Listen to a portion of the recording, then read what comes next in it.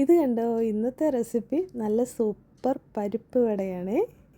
അപ്പോൾ ഇന്നലെ ഞാൻ പരിപ്പൊക്കെ കുതിർത്ത് വെച്ചിട്ടുണ്ടായിരുന്നു. ആ പരിപ്പിൽ നിന്ന് ഒരു പിടി മാറ്റിയ ശേഷം ബാക്കി ഞാൻ ജസ്റ്റ് ഒന്ന് ക്രഷ് ചെയ്തെടുത്തേ. എന്നിട്ട് ആ മൊത്തത്തിലുള്ള പരിപ്പ് കൂടെ അതിലേക്ക് ഇട്ട് കൊടുക്കുന്നുണ്ട്.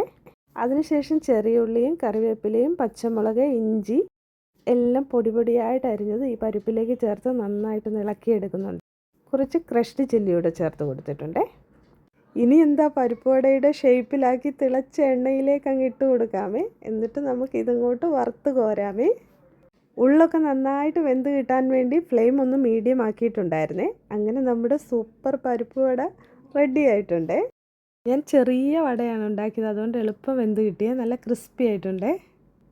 ഇവിടെയാണെങ്കിൽ പുറത്ത് നല്ല ചാറ്റൽ മഴ പെയ്യുന്നുണ്ട്.